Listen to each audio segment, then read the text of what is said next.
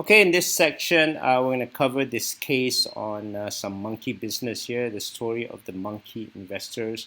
This is a very good case study on investor psychology, and as we know, psychology actually plays the biggest role when it comes to making a very successful investor. You know, the stock market always plays games with our hearts and minds, and we're often tempted to make the wrong decision.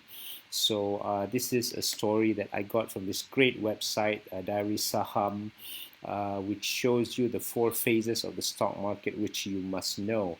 And in the notes, you can even click to the link to this article. If not, you can just Google it. I think it's absolutely a must read for everyone who's involved in the stock market. And this is how it goes in a galaxy far, far away. You know, there was this village, this kampong, and in this kampong, man and monkey lived together. Suddenly, a rich man comes in, you know, offers 50 ringgit per monkey, and guess what? The village folks go out and catch all the monkeys in the village because everyone wants money. Maybe festivities coming up such as Hari Raya. So yeah, everyone goes and catch the monkey for 50 ringgit, and they've cleared the monkey in the village. And of course, by this time, there are not a lot of monkeys left, but they've already caught the monkeys and sold it to this rich guy for 50 ringgit per pot per monkey. And you know, one day the rich man comes in again. Of course, there's no more monkeys in the village. So, in order to motivate the village people, the kampong people, what he does is he offers 100 ringgit per monkey. And so the village folks go out and catch all the monkeys again in the jungle too, until guess what? There were no more monkeys. So now, not only do the village is missing of monkeys, suddenly the forest is also extinct of monkeys because every monkey has been caught. You know, it was used to be 50 ringgit because the monkeys were in the village, and when it was raised to 100 ringgit, the village folks got motivation and cleared the forest of all the monkeys in the forest and the jungle. So now there are no more monkeys, but the village people, it's okay. They got money. And of course, what you're seeing here is typical in the stock market, right? You pay $50 ringgit per monkey, suddenly it goes up, becomes 100 ringgit per monkey. Okay, the monkey is like a share here. So one day, you know, guess what? The monkeys are all gone. They're gone from the village. They're gone from the jungle and forest. But the rich man wants more monkeys. Now he raises the price of the monkeys to 200. So the village people go out and look into the forest, going up all over the forest, high and low, searching for monkeys. Of course, there's none. The rich man then wants to give the village people more motivation, so he keeps on raising the price of the monkeys from 300 and finally to 400. Oh my God, this is so high for 400 per monkey, and he promises them, hey, go and work harder. If you find the monkeys, I'm gonna give you 400 for monkeys. And the village just goes out. Goes out and works hard day and night looking for monkeys, but there's none. There's just none because they're all gone. Okay. Then the rich man basically says, okay, he leaves town and he leaves all this business to his assistant. Now, of course, from the first round and second round, where the rich man paid 50 ringgit and 100 ringgit for the monkeys, he now has a large stock of monkeys. Okay, he's keeping these monkeys together. Nobody knows what it's for. So he has a large stock of monkeys and he leaves town. And now the assistant is a very smart guy, or he's probably in cahoots with the rich man.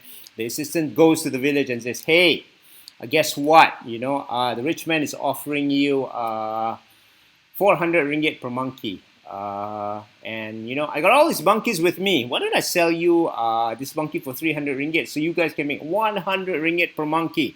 Hey, Hari Raya is coming back up. You need all this money for festivities. Now, of course, suddenly there's a sudden rush of panic buying. So the kampong people rush to buy the monkeys at 300 ringgit, thinking the rich man will buy it from them at 400 ringgit and making a 100 ringgit sure, clean profit. No tax, of course, because, they're coming up to this festivity of Hari Raya, and they really, really need this money to celebrate. And guess what happens after that? Once they bought the monkeys at 300 ringgit and they're sure, they're now looking for the rich man. They're saying, hey, come on, buy the monkey from me at 400 ringgit. I want to make my 100 ringgit. Guess what happens? the old man and his assistant disappears.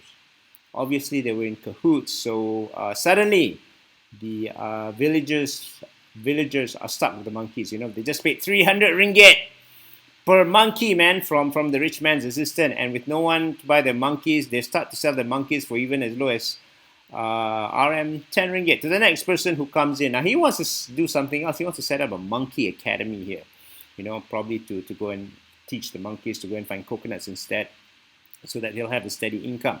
And some of them, guess what? They even just sell their monkeys for even 1 ringgit, because you know why? They want cash. It's going to be Hari Raya soon. So this is the story of the stock market, okay? Where the small guys get suckered and suckered and suckered again. The greedy small investors are finally parted with their money because of greed. They keep on paying higher and higher for the monkeys.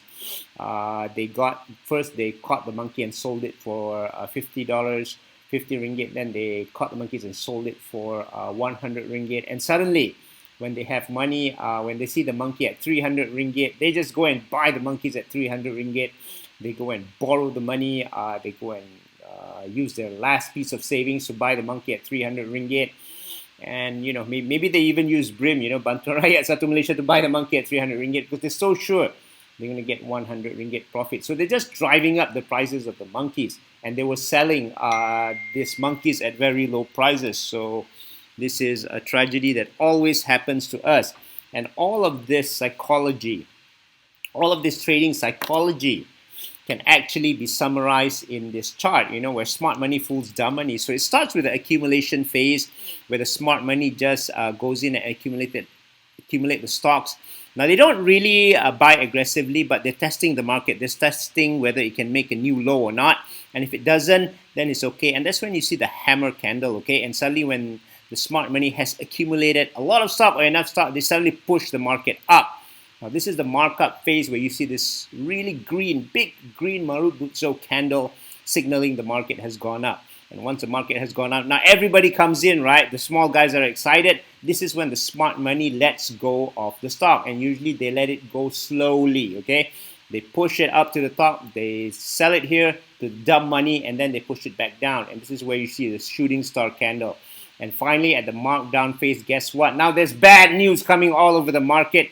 You know that the stock isn't worth that much, and every piece of bad news sends the stock down.